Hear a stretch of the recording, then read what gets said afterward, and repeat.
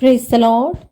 ലേവ്യ പുസ്തകം 10-ാം അധ്യായം 1 മുതൽ 20 വരെയുള്ള തിരുവചനങ്ങൾ.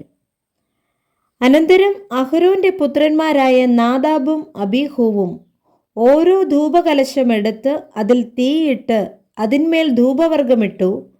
അങ്ങനെ തങ്ങളോട് കൽപ്പിച്ചതല്ലാത്ത അന്യാഗ്നി യഹോവയുടെ സന്നിധിയിൽ കൊണ്ടുവന്നു. ഉടനെ യഹോവയുടെ സന്നിധിയിൽ നിന്നു തീ പുറപ്പെട്ട് അവരെ ദഹിപ്പിച്ചു കളഞ്ഞു. അവർ യഹോവയുടെ സന്നിധിയിൽ മരിച്ചുപോയി. അപ്പോൾ മോശ, എന്നോടടുക്കുന്നവരിൽ ഞാൻ ശുദ്ധീകരിക്കപ്പെടും, സർവ്വജനത്തിൻ്റെയും മുമ്പാകെ ഞാൻ മഹത്വപ്പെടുമെന്ന് യഹോവ അരുളി ചെയ്തത് ഇതുതന്നെ എന്ന് അഹരോനോട് പറഞ്ഞു. അഹരോനോ മിണ്ടാതിരുന്നു. പിന്നെ മോശ അഹരോന്റെ ഇളയപ്പൻ ഉസീയേലിൻ്റെ പുത്രന്മാരായ മീശായേലിനെയും എൽസാഫാനെയും വിളിച്ച് അവരോട്, നിങ്ങൾ അടുത്തു ചെന്ന് നിങ്ങളുടെ സഹോദരന്മാരെ വിശുദ്ധ മന്ദിരത്തിൻ്റെ മുമ്പിൽ നിന്ന് പാളയത്തിന് പുറത്തു കൊണ്ടുപോകുവിൻ എന്നു പറഞ്ഞു. മോശ പറഞ്ഞതുപോലെ അവർ അടുത്തു ചെന്ന് അവരെ അവരുടെ അങ്കികളോട് കൂടെ പാളയത്തിന് പുറത്തു കൊണ്ടുപോയി.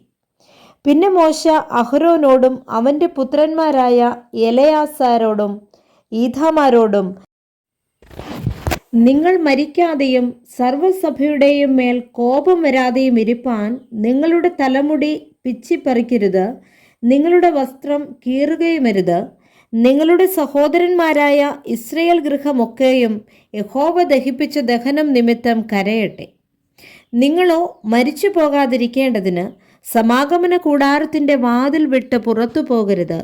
യഹോവയുടെ അഭിഷേക തൈലം നിങ്ങളുടെ മേലിരിക്കുന്നുവല്ലോ എന്ന് പറഞ്ഞു. അവർ മോശയുടെ വചനം പോലെ തന്നെ ചെയ്തു. യഹോവ അഹരോനോട് അരുളി ചെയ്തത്, നീയും നിന്റെ പുത്രന്മാരും മരിച്ചു പോകാതിരിക്കേണ്ടതിന് സമാഗമന കൂടാരത്തിൽ കടക്കുമ്പോൾ വീഞ്ഞും മദ്യവും കുടിക്കരുത്. ഇത് നിങ്ങൾക്ക് തലമുറ തലമുറയായി എന്നേക്കുമുള്ള ചട്ടമായിരിക്കണം. ശുദ്ധവും അശുദ്ധവും മലിനവും നിർമ്മലവും തമ്മിൽ നിങ്ങൾ വകതിരിക്കേണ്ടതിനും യഹോവ മോശ മുഖാന്തരം ഇസ്രയേൽ മക്കളോട് കൽപ്പിച്ച സകല പ്രമാണങ്ങളും അവരെ ഉപദേശിക്കേണ്ടതിനും തന്നെ.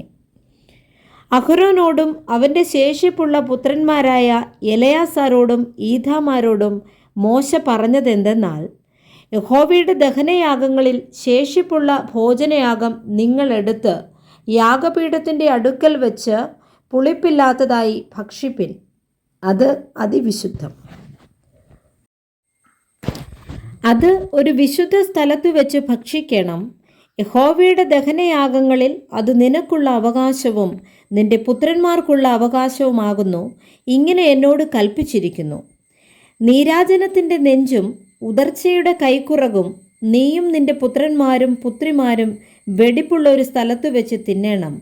ഇസ്രയേൽ മക്കളുടെ സമാധാന യാഗങ്ങളിൽ അവ നിനക്കുള്ള അവകാശവും നിന്റെ മക്കൾക്കുള്ള അവകാശവുമായി നൽകിയിരിക്കുന്നു. മേധസ്സിൻ്റെ ദഹനയാഗങ്ങളോടുകൂടെ അവർ യഹോവയുടെ സന്നിധിയിൽ നീരാജനം ചെയ്യേണ്ടതിന് ഉദർച്ചയുടെ കൈക്കുറകും നീരാജനത്തിൻ്റെ നെഞ്ചും കൊണ്ടുവരണം. അത് യഹോവ കൽപ്പിച്ചതുപോലെ ശാശ്വതാവകാശമായി നിനക്കും നിന്റെ മക്കൾക്കും ഇരിക്കണം.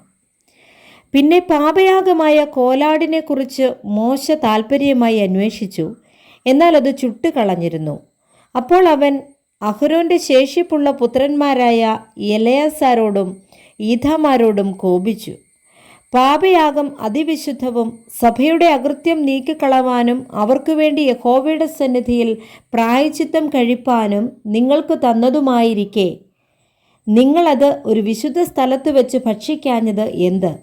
അതിൻ്റെ രക്തം വിശുദ്ധ മന്ദിരത്തിനകത്ത് കൊണ്ടുവന്നില്ലല്ലോ. ഞാൻ ആജ്ഞാപിച്ചതുപോലെ നിങ്ങളത് ഒരു വിശുദ്ധ സ്ഥലത്ത് വെച്ച് ഭക്ഷിക്കേണ്ടതായിരുന്നു എന്ന് പറഞ്ഞു.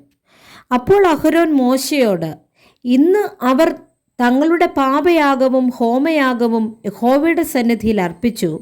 എനിക്കിങ്ങനെ ഭവിച്ചുവല്ലോ. ഇന്നു ഞാൻ പാപയാഗം ഭക്ഷിച്ചുവെങ്കിൽ അത് യഹോവയ്ക്ക് പ്രസാദമായിരിക്കുമോ എന്ന് പറഞ്ഞു. ഇത് കേട്ടപ്പോൾ മോശയ്ക്ക് ബോധിച്ചു. Praise the Lord. വായിച്ച തിരുവചന വേദഭാഗങ്ങളാൽ കർത്താവ് എല്ലാവരെയും സമൃദ്ധിയായി അനുഗ്രഹിക്കുമാറാകട്ടെ. ആമേൻ.